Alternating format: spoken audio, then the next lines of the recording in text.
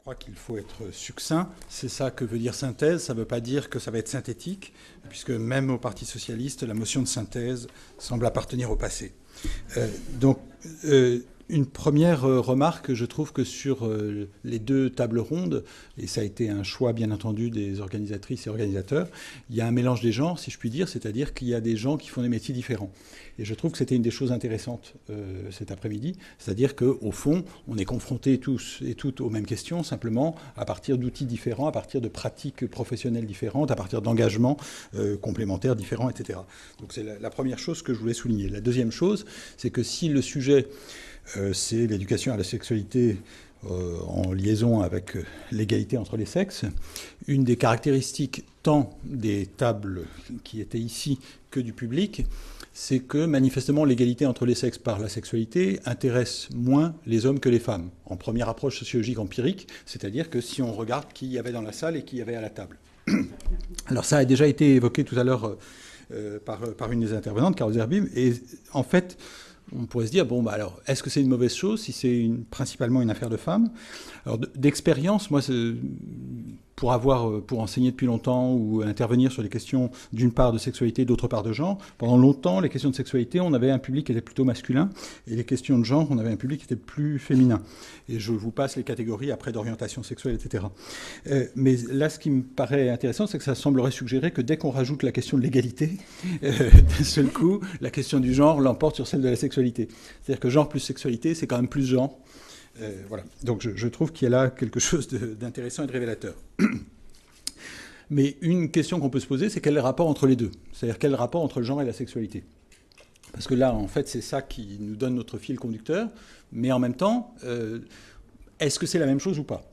Alors, dans le féminisme, il y a une position qui dit c'est la même chose. C'est en gros la position Catherine MacKinnon, qui dit genre et sexualité, c'est la même chose, et d'ailleurs on peut appeler ça sexe, c'est-à-dire que la domination de genre, elle passe de manière privilégiée par la sexualité, et la sexualité est le lieu par excellence de la domination de genre. C'est aussi, paradoxalement, sans vouloir les mettre dans le même sac, c'est aussi la position du Vatican. Comme vous le savez, dans les interventions du Vatican, genre et sexualité, c'est la même chose. C'est-à-dire que lorsque, en 1995, le Vatican s'aperçoit que les féministes parlent de genre, on dit, bon sang, mais c'est bien sûr, c'est la porte ouverte au mariage homosexuel. Ce qui n'est pas entièrement faux, me semble-t-il. Mais donc là, ça, c'est une des positions. Il me semble qu'en fait, ce qu'on a entendu cet après-midi, c'était plutôt qu'il y a des rapports entre les deux, mais que c'est compliqué. Et que donc, en fait, il faut essayer de voir comment on peut arriver à ne pas réduire entièrement la question de la sexualité à celle de la domination de genre, puisque un des buts, c'est que quand même la sexualité soit un lieu d'éducation, c'est-à-dire qu'on puisse enseigner quelque chose qui ne soit pas simplement la reproduction de la domination, mais qui soit aussi l'ouverture de la possibilité d'une forme d'émancipation, ou en tout cas de remise en cause de la domination d'un sexe sur l'autre, de la domination masculine, etc. Remarque suivante, c'est que sur ces termes, le terme privilégié aujourd'hui, et comme souvent, était celui d'égalité, mais il y a le deuxième terme qui courait, et en particulier peut-être dans la deuxième table ronde, qui était celui de liberté. Et il me semble, même s'il était dans l'intitulé de la précédente aussi, il me semble qu'un des points communs entre ces deux termes, c'est que ça n'existe pas. C'est-à-dire que personne ne pense qu'on vit dans une société d'égalité, ni même que demain on vivra dans une société d'égalité, me semble-t-il, et pareil pour la liberté. Donc en fait, c'est des problèmes. Ce n'est pas des faits empiriques, c'est pas tiens, il y a des gens qui sont égaux, c'est tiens, on peut poser cette question-là et trouver que c'est un problème. Et que c'est un problème, entre autres, parce qu'on ne l'a pas.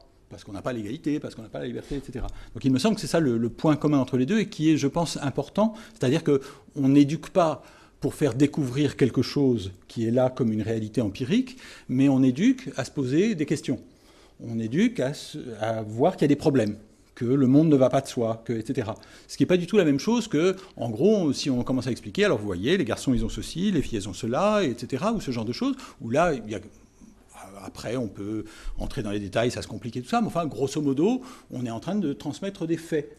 Alors que là, il me semble que quand on parle d'éduquer à la liberté ou d'éduquer à l'égalité, on n'est pas en train de transmettre du tout des faits, on n'est pas en train de dire, alors voilà, je vais vous expliquer. En fait, on est en train de transmettre des problèmes. On comprend dès lors qu'il y a beaucoup de résistance. C'est-à-dire qu'au fond, on n'a jamais envie d'entendre parler de questions et de problèmes. Il est beaucoup plus facile de transmettre des informations, des faits, des choses empiriques, etc. Et du coup, il me semble que par rapport à cette question d'éducation, il est important, quand on se demandait qu'est-ce qu'on... Enfin, on éduque quoi, enfin, quel est le contenu de cette éducation, etc.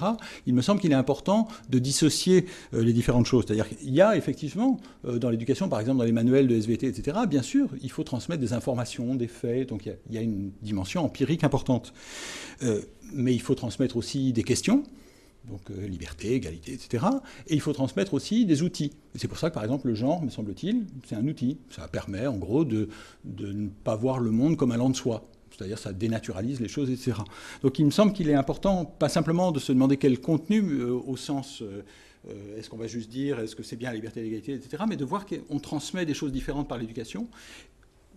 Point suivant, on transmet, c'est apparu tout à l'heure, par l'école, et on transmet en dehors de l'école.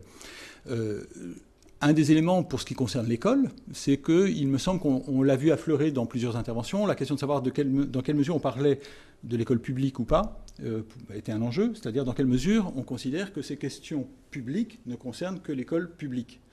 C'est-à-dire que est-ce qu'on considère que, bien entendu, toutes ces questions que pour ma part j'appellerais de démocratie sexuelle, elles ne concernent que l'enseignement public. Autrement dit, bon, la comparaison avec les États-Unis, de ce point de vue-là, était pour moi très intéressante, puisque, au fond, j'en parlais tout à l'heure avec Anne Le Gall, il me semble qu'en gros, on se représente en général les États-Unis comme étant un pays pas laïque en France. Et on se dit, nous, quand même, on est laïque, etc. Bon. Or, au moins sur la question financière, c'est pas vrai.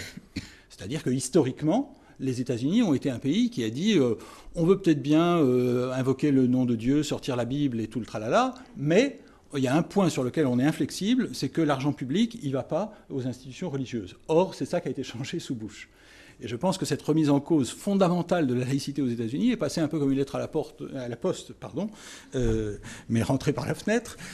Et donc, il me semble qu'il y a là quelque chose d'intéressant à réfléchir, c'est en fait de ne pas avoir une vision de la laïcité qui est celle qui est véhiculée aujourd'hui beaucoup dans le débat public et qui, me semble-t-il, passe largement à côté d'une réalité très importante. C'est-à-dire, au fond, quel est le droit de regard public sur des institutions qui reçoivent des fonds publics ?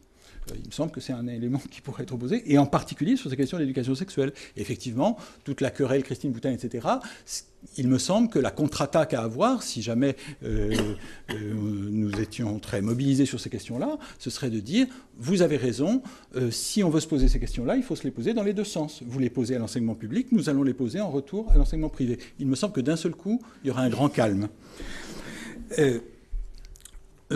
Remarque suivante, je pense que l'une des difficultés aussi, c'est que quand on dit enseigner, éduquer, etc., on se représente qu'au fond, le but, c'est de dissiper les malentendus, d'éclairer des gens qui ne savent pas, etc. Bon. Ça pose un problème qui, à mon sens, qu'il n'y a pas que ça. Enfin, il y a des rapports de pouvoir. C'est-à-dire que si on est en train de parler d'égalité entre les sexes, de liberté, etc., on sait bien que ce n'est pas simplement parce que les gens ne savaient pas. C'est pas juste que, bon sang, mais c'est bien sûr, j'avais jamais pensé que normalement, etc. Bon, c'est un peu plus que ça, c'est qu'il y a des rapports de pouvoir et qu'il y a des intérêts, qu'il y a des, etc. Bon. Donc il ne suffira pas d'éclairer les gens qui ne sont pas éclairés en leur disant, vous voyez, et qui, merci. Bon, donc ça ne marche pas comme ça. Donc il me semble que ça ne veut pas dire qu'il ne faut pas le faire, et il est toujours bien de le faire, y compris parce que du coup, il peut y avoir moins de justifications apparemment légitimes pour maintenir l'ordre des choses, etc. Mais enfin, quand même, il me semble qu'il ne faut pas avoir l'illusion qu'il suffira d'expliquer aux gens pour que d'un seul coup, les rapports de pouvoir disparaissent. Et en particulier, donc, les mécanismes de la domination. Du coup, ça pose une question par rapport à un sujet aussi qui a affleuré de manière récurrente autour des questions raciales, ou des questions de classe qui fonctionnent à bien des égards de manière comparable. C'est-à-dire, au fond, un des enjeux, alors on l'a vu dans le passé, mais il me semble que ça n'est pas absent dans le présent, c'est qu'au fond, ceux qu'on veut civiliser, c'est les autres. C'est-à-dire qu'en gros, nous, ça va très bien, merci, mais les autres, oh là là, pas du tout. Et ça, c'était vrai dans le passé. Alors quand on le voit dans le passé, on est assez choqué, on se dit, bon sang, qu'est-ce qu'ils étaient racistes, et qu'est-ce qu'ils étaient, etc. Et il me semble qu'il nous arrive parfois de ne pas nous rendre compte qu'on est en train de reproduire exactement les mêmes mécanismes. Donc je pense que là-dessus, il est important de se poser la question, c'est-à-dire si ces questions de normes, c'est des rapports de pouvoir, si ce n'est pas simplement d'éclairer des gens incultes, mais si c'est en fait de penser les rapports de pouvoir, les rapports de pouvoir, ils passent par là aussi. C'est-à-dire l'idée que nous sommes civilisés sexuellement et les autres non, le début du XXe siècle n'est pas si exotique. Et je crois qu'il est important de le prendre en compte. Donc, comment faire en sorte, y compris parce qu'il y a bien entendu des effets pervers. C'est-à-dire que quand on disait aux prolos qu'ils n'étaient pas des bourgeois, ils disaient bah ouais. Et je pense qu'on produit des mécanismes assez comparables aujourd'hui. Donc il me semble qu'on est obligé de prendre en compte ces rapports de pouvoir, et pas simplement les rapports de pouvoir entre les sexes, ni entre les sexualités, mais entre les classes, entre les gens en fonction de leur couleur de peau, de leurs origines, etc. Enfin, tout l'ensemble des rapports de domination, il me semble qu'il faut les prendre en compte. Une autre, enfin j'essaie d'aller vite et je finis en 2 minutes 12. Une remarque sur la question des manuels de SVT qui a été discutée tout à l'heure et qui est un sujet qui m'intéresse beaucoup. Il me semble que, en fait, la question de savoir est-ce que c'est en SVT qu'on devrait parler d'éducation sexuelle, ou etc. En fait, effectivement, les attaques de la droite disent moi, j'ai rien contre tout ça, simplement, je préférerais qu'on en parle en philo ou en sociaux. Donc, du coup, ça me rend un peu méfiant, personnellement. C'est-à-dire en première approche, je me dis il y a quand même peu de chances que j'ai envie d'être d'accord avec les députés de la droite populaire, comme ça, un premier test empirique. Bon. Donc, je me dis qu'en fait, le problème, c'est comment se fait-il qu'aujourd'hui, ça embête tant les gens qu'on en parle en SVT? C'est ça la question. Eh bien, ça les embête parce qu'ils ont envie de dire quand même la nature, c'est la nature. Et donc, il me semble que c'est une très bonne raison pour en parler dans les cours de SVT. Et regardez tous les manuels de SVT, vous verrez qu'il est question de tas de trucs qui n'ont rien à voir avec la biologie. L'exemple que je prends maintenant, parce que je trouve qu'il est assez illustratif, c'est le fait qu'on explique qu'il ne faut pas acheter de l'eau en bouteille, parce que c'est pas bon pour l'écologie, etc. Bon, ça, j'ai entendu personne protester là-dessus. Oui, mais l'écologie est au programme de SVT. Mais bien sûr, mais l'éducation à la sexualité aussi. Oui, mais mais sur tous les chapitres. Sur tous les chapitres, on voit qu'il y a des tas de trucs qui, en gros, parlent de société. Bon, simplement, il se trouve que là-dessus, d'un seul coup, on dit « Ah non, pas ça !» Et donc, ce qui m'intéresse, c'est pourquoi on ne dit pas ça, parce qu'on veut dire que le sexe, c'est quand même naturel. Et du coup, ça a à voir avec Durkheim, qui est le débat au début du XXe siècle, mais je ne vais pas me lancer là-dedans. 2 dernières remarques. Enfin non, une dernière remarque, juste, pour terminer, parce que sinon, ça va être trop long. Une dernière remarque qui est sur... c'est pour ça que je courais après Agnès Giard. C'était pas pour récupérer des titres de manga, mais c'était pour contester un point sur qu'elle avait dit, et donc après elle est tombée d'accord avec moi, donc tout allait bien. C'est un rapport de pouvoir,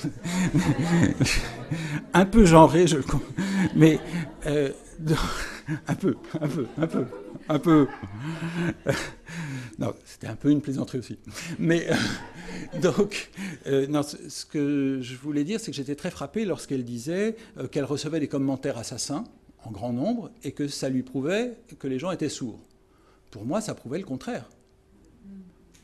C'est-à-dire que si les gens réagissent, c'est bien qu'ils entendent ce qu'elle dit. Et je pense qu'en gros, il y a là quelque chose de très important, c'est qu'effectivement, toutes ces résistances que nous enregistrons constamment et toutes ces histoires de backlash, etc., il me semble qu'il y a un backlash que s'il y a eu un lâche avant. Ça ne marche pas en anglais, mais c'est juste pour dire. Donc, il me semble qu'il est important là-dessus de ne pas sous-estimer ce qu'on fait nous-mêmes. En gros, le fait que collectivement, tout ce que nous faisons déplaît à beaucoup de gens est extrêmement bon signe. Le fait que ce qu'écrit Agnès Giard lui vaille des mails assassins, vraiment, c'est quand même le but du jeu. Parce que si tout le monde s'en fiche, effectivement, on aura des mails gentils nous disant « Ah, c'est bien, continuez, etc. » Donc, en gros, plus on nous déteste, mieux c'est. Et je pense que c'est ça l'éducation, c'est-à-dire que l'espace public, c'est d'essayer de dire aux gens des choses qu'ils n'ont pas envie d'entendre. Et je pense qu'on a entendu aujourd'hui plein de choses que personne n'a envie d'entendre. Et donc, pour ma part, j'en étais de très bonne humeur. Merci. Merci.